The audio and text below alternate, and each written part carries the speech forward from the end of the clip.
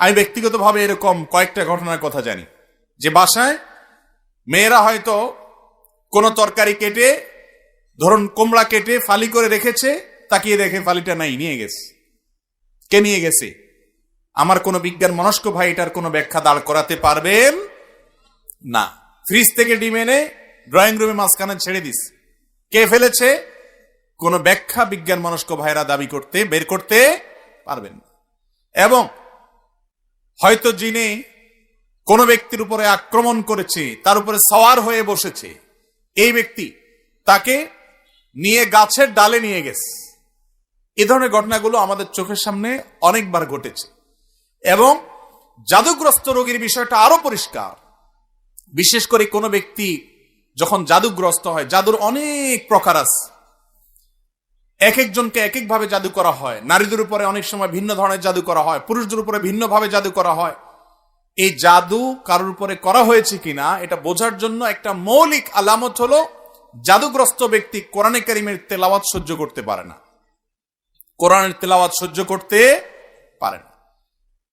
গত বোধহয় কয়েক সপ্তাহ আগে আমার বাসায় এরকম একজন রোগীকে এক ভদ্রলোক নিয়ে আসলেন, এনে বললেন, ভাই এই লোকটাকে কেউ বা কারা জাদু করেছে, ব্ল্যাক ম্যাজিক করেছে।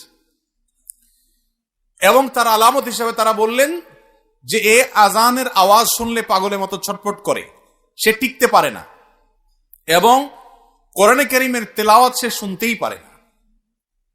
আমার চোখের সামনে তার সঙ্গে যখন কথা হচ্ছিল,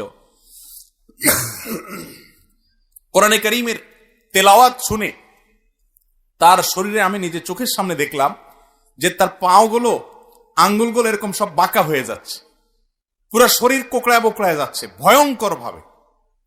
আমার বিজ্ঞান মনস্ক ভাইরা, কোরআন তেলাওয়াতের সময় কেন এমন হয়? তেলাওয়াত শেষ, আবার সে স্বাভাবিক, এটার কোনো ব্যাখ্যা কিয়ামত পর্যন্ত হয়তো দাঁড় করাতে পারবেন না।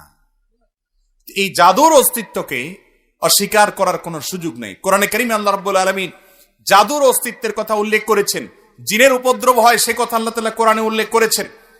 এই জন্য কোন ব্যক্তি জাদুগ্রস্ত কিনা এটা বোঝার জন্য একটা মৌলিক আলামত হলো, কোরআনে কারীমের তেলাওয়াত সাধারণত জাদুগ্রস্ত রোগী সহ্য করতে পারে না এবং অস্থির হয়ে যায়। কখনো শরীর ফুলে ওঠে, কখনো ছটফট করে, কখনো সে তেলাওয়াত বন্ধ করার জন্য তার যত জোর আছে তত জোর দিয়ে চেষ্টা করে।